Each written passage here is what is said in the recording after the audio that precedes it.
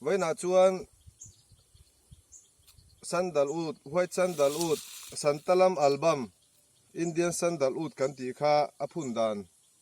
kan lo ti le do an lo ti chok le do na Santalum album hi kan sia theina tur chuan verapana Sandalwood kan ti mai thin kha ania Sandalwood kan phun hian red Sandalwood le white Sandalwood hi adang ve khop maya white Sandalwood hi chuan host plant beliang kan ti te kuwa acacia lam Japan zong tra te chi kan tiang chi te henglai kan hu mai theng chi te hian mamoa chung chu an bula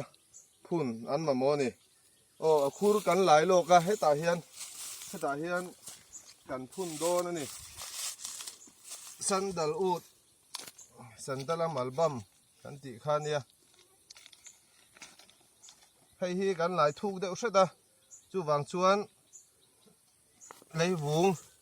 kan vurang anakina azung than ol samnan a thadon bok ani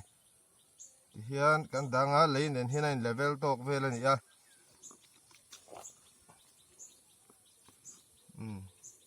chiang kan ti photanga tui kan lei leang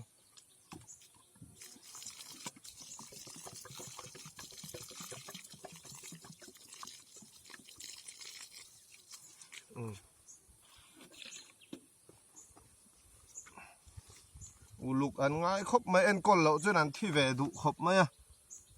uluk an ngai lu tu ka ni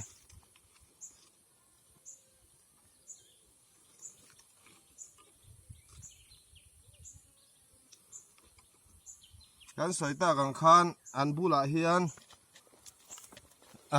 heng lai kan mual sam thai ber chu beliang te kuwa Japan zong tra te chi kan ti acacia lamang chi kha tha a ke ni chu kan huana hian ho satan hian pomegranate te kan hmanga pomegranate thi an hmang na se em maya hengte pu hi a tlak ve thawa thil dang po kuwa te beliang le Japan zong tra te chi po kan da tel ve ka ni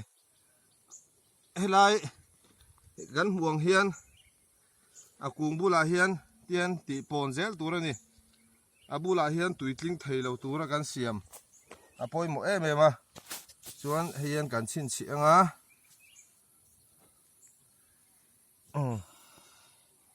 ti hian kan chin che don ani akunga len lo em wangin kan tron lo mai anga red ta te jon tron nge nge yangai thunga nakin a red phun dan te thing thai phun dan chi sang sang kan ron la ti chuak anga chunga chuan kan video te min lo like saka kan channel te min lo subscribe sak khan nakina video thar kan ron da zel don ani